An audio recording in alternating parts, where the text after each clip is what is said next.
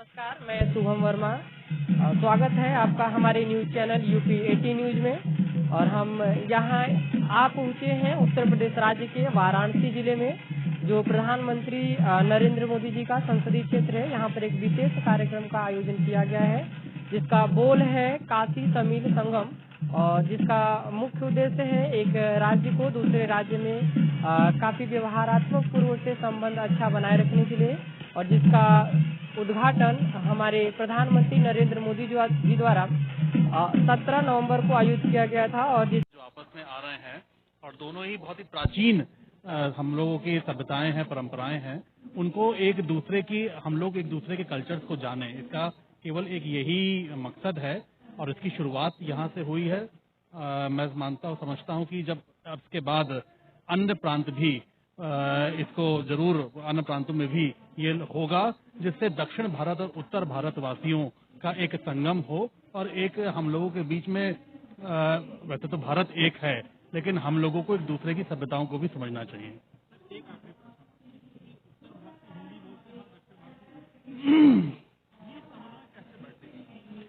नहीं, देखिए ऐसा नहीं है। भाषाएं तो अगर आप उत्तर भारत में ही जाएं, आप उत्तर प्रदेश को ही देखें, तो हर 100 किलोमीटर के बाद हमारी भाषा बदल जाती है।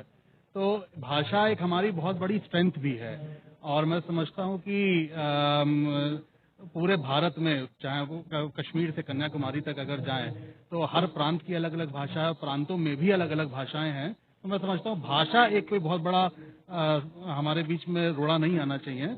और ये जो मकसद हम लोगों के सामने जो लाया गया है, उसमें हम लोग इसको अचीव करेंगे। University in diversity is the strength of the country. In India, we have various states, various culture, various languages. Everything has to come together when it is India, united India. This Tamil Sangaman is an example for South and North, from Rameswaram to Kasi, to people to come together. Their old age relationship, which is being rejuvenated today. We thank the Honorable Prime Minister for taking this wonderful initiative to make our Indian people together, forgetting caste, creed. It is only culture. It is only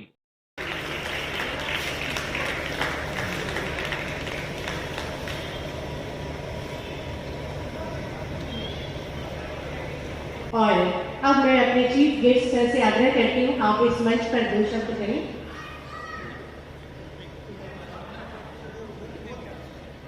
आज हमारे बीच में chief guest यहाँ पर उपस्थित हैं। इस मौके पर हमारे बीच में फॉर्मर यूनियन मिनिस्टर और राज्यसभा से member of parliament honourable Srivasan ji हमारे बीच में उपस्थित हैं। मैं उनका स्वागत करता हूं। हमारे बीच में तमाम हमारे यहाँ पे महानुभावगण जो यहाँ पे मौजूद हैं, पत्रकार बंधु। ये मेरे लिए बड़े सौभाग्य की बात है कि मुझे भी पहले बार बनारस हिंदू यूनिवर्सिटी के कैंपस में आने का मौका मिला है। तमिल काशी संगमम के आयोजन चल रहा है, और 17 तारीख को जिसको माननीय प्रधानमंत्री जी ने इसकी शुरुआत करी थी, आज उसी कार्यक्रम में उपस्थित होने का मुझे मौका मिला। 2 बहुत ही पुरानी संस्कृति, काशी एक बहुत प्राचीन शहरों में, इस बाबा भोलेनाथ की धरती पे हम इन दोनों संस्कृतियों का जो जहाँ हम दक्षिण भारत की बात करें और जहाँ हम काशी की बात करें, तो दोनों संस्कृतियों का संगम, मिलन जो आज हो रहा है, और दोनों तरफ से जो हमारी कल्चरल स्पिरिचुअलिटी जिसको जानने का हमें भी मौका मिल रहा है, और हमारी काशी की भी संस्कृति को जानने का हमारे जो गेस्ट हैं, जो हमारे दक्षिण भारत के जो यहाँ पे उपस्थित हैं लोग हैं, उनको भी जानने का मौका मिल रहा है। ये हम सब के लिए बहुत बड़ी उपलब्धि है, और इसके लिए मैं आपके सांसद और हमारे आदरणीय प्रधानमंत्री जी का बहुत बहुत धन्यवाद देना चाहता हूं कि उन्होंने ये मौका दिया हम लोगों को कि आज उत्तर भारत और दक्षिण भारत एक प्लेटफॉर्म पे खड़ा हुआ है और इस काशी की नगरी में हम अपने कल्चर को एक्सचेंज कर एक दूसरे को जानने का प्रयास कर रहे हैं। मैं जो आगे 16 तारीख तक जो कार्यक्रम चलेंगे 16 दिसंबर, मैं आपसे भी आग्रह करती हूँ, I request to you sir, come and enlighten to audience with your precious words. Mister G.K. Vasan sir.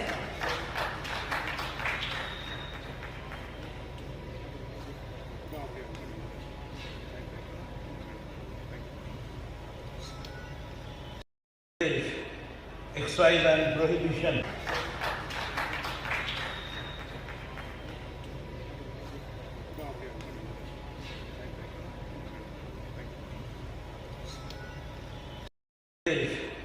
Excise and prohibition.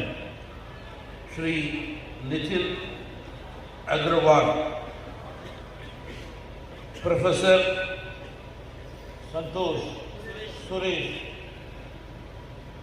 dignitaries who are on the dais and off the dais. Vanakkam to everybody. To start with, I am very happy to be here at the Kasi Tamil Sangamam representing Tamil Nadu, which is a laudable initiative of our Honorable Prime Minister for reviving the age-old cultural ties between the people of Tamil Nadu and Varanasi. This initiative will lead to more awareness of our diverse cultures and foster the spirit of unity in diversity among our countrymen. I thank the Honorable Prime Minister on behalf of the people of Tamil Nadu for promoting Tamil culture and the age-old relationship between the southern and the northern parts of our country. வணக்கம். வடக்கே உயர்ந்து நிற்கும் இமயமலை, தெற்கே பறந்து விரிந்து கடலை கொண்ட குமரிமுனை, அதேபோல் வடக்கே வாரணாசியால் காசி, தெற்கே பொதியமலை அடிவாரத்திலே தென்காசி மற்றும் வங்கக்கடலை தழுவி நிற்கும் ராமேஸ்வரம், இவற்றுக்கு இடைப்பட்ட நிலப்பரப்புத்தான் பாரத தேசம். ஆகவேதான் பாரத தேசம் என்று பெயர் சொல்லுவார் என பாடினான் பாரதி. ஒட்டுமொத்த பாரதத்தினுடைய பண்பாடு, கலாச்சாரம், நாகரிகமே உலகிலே உயர்ந்தது, சிறந்தது, புகழ்மிக்கது, புனிதமானது.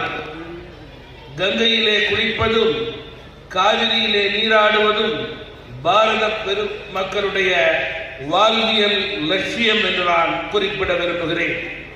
ராமேஸ்வரத்திலே ராமபிரானை வணங்கி நீராடுவதும், வாரணாசியிலே காசியை விஸ்வநாதரை தரிசிப்பதிலும் நமது புனித லட்சியம் கடைபிடிக்கப்படும். அது நம்முடைய மரபு.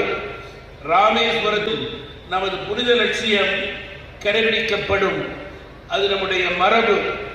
ராமேஸ்வரத்திற்கும் வாரணாசிக்கும் இடையிலே உள்ள தூரம் 2375 கிலோமீட்டர். இந்த பெரும் தூரம் அல்லது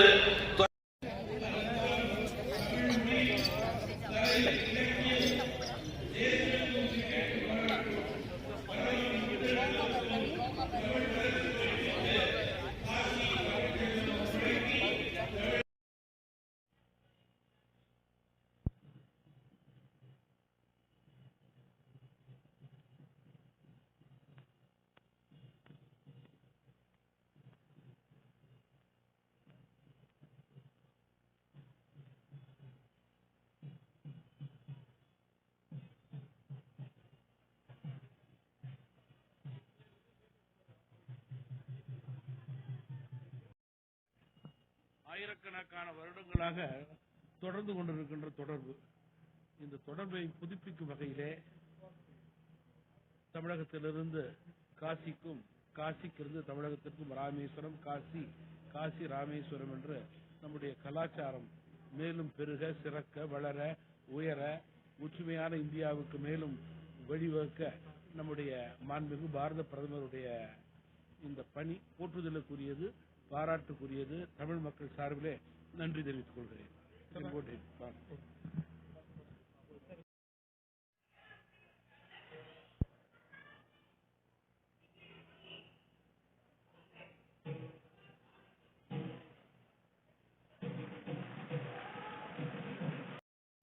ஏன் தெரியவில்லை.